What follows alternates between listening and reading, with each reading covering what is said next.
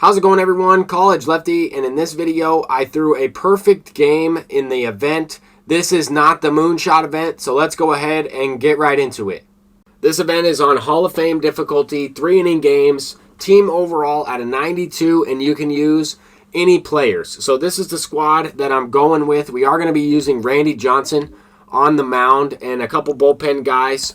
I'm really going into it with one starting pitcher. My plan is to play one game and then forfeit the event run, restart it up, and that way I can continuously pitch with Randy Johnson. So we're going to go ahead and jump right into it. This is the very first game. We're facing Tyler McGill, so this is a Player of the Month card. And I thought he might have a chance to make that play with Trout. Might not have had the correct timing, but we are able to get a double there with our own Mike Trout. Now Carlos Delgado comes up, smacks it. Need to wait back on that just a little bit, take it into the left center gap, or potentially over the wall. But that is going to be a sac fly. We take an early 1-0 lead. Take a look at the pitch count. If you're wondering, why is the PCI so big on Hall of Fame difficulty? Well, these are 3-inning games. Once you get the pitch count up, it is much easier to hit the ball, right? Your PCI enlarges. You're going to get an increased exit velocity. These are all types of things that I've talked about in my hitting engine explained video, PCI penalty explained video, and whatnot. But we get thrown out at the plate here with Frank Thomas. Now we're looking to settle in here with Randy Johnson facing the first batter. One pitch, one out. That's exactly what I'm looking for. I'm trying to throw as many complete games as possible. If we happen to throw a perfect game, that'd be awesome.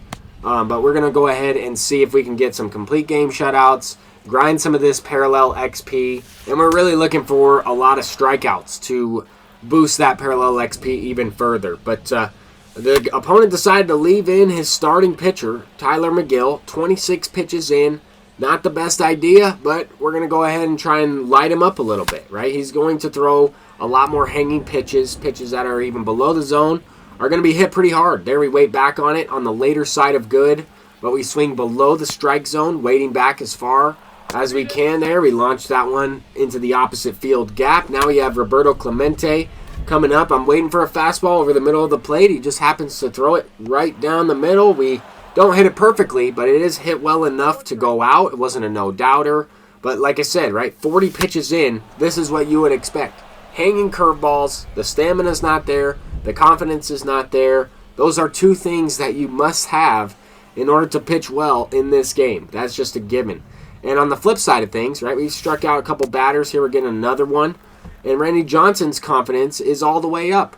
His stamina is definitely going to deplete and enter in the yellow range here in a minute. But we're trying to mow these hitters down, right? 4 strikeouts already, and that's going to be it for the second inning. Frank Thomas, just catch the ball, dude. Catch the ball over there at first. We're looking to close this one out. 3 outs away from a perfect game. I know it's only a 3-inning game, but a lot of stuff can happen in these 3-inning games, right? One late base hit can have you lose the game. Just depends on what happens, right before or right after. And that has happened to me, but not in this event yet. We're going to go ahead and hop into another one. Their 3-inning perfect game, 5 strikeouts from Randy Johnson. We were able to parallel him up to that second tier just from that last game. We already had him at the first tier, probably about, 900 points or so.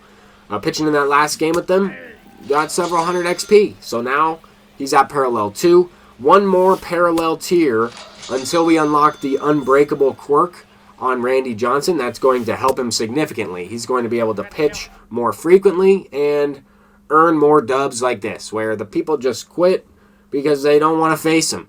And that did happen a couple times. We're going to hop into another game here, playing at the Field of Dreams Stadium in this Moonshot event, or not the Moonshot event, I should say. Definitely solid, though. I like this field. I was experiencing a little bit of lag. I don't think you'll see that in the video. But here with Randy Johnson, we're ripping an extra base hit. That's a solid piece of hitting, facing Emmanuel Clase with outlier on the cutter. Just squared that one up.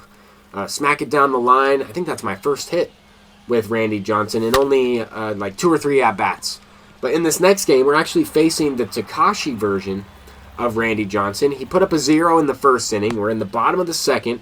We get a leadoff double from Fernando Tatis. Take a look at this swing here. We're going to go ahead and go into 1/4 of a frame.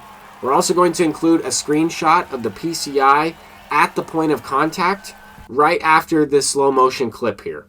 So look at the way the bat lines up with the ball. Not the PCI at all. The PCI is way to the right. The bat is actually swinging over the middle of the plate. And I think this has a lot to do with the way the hitting engine is implemented in the game, but also the contact attribute, right? Joe Mauer doesn't have any quirks. The contact attribute is certainly going to help here. The clutch attribute is also going to help.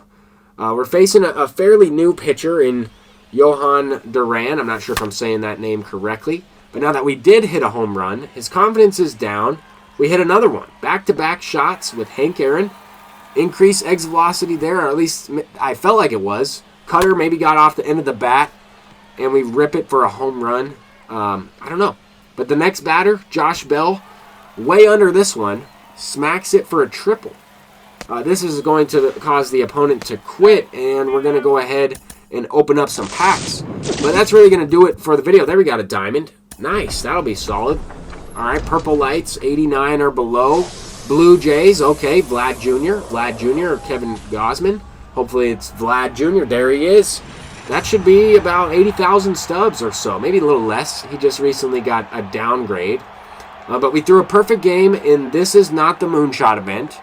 And we were able to grind some parallel XP, put up a few runs on Hall of Fame. That's exactly what I'm looking for, right? Trying to make it into the World Series eventually.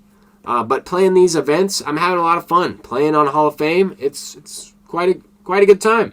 That's going to do it. I'm College Lefty, and peace out.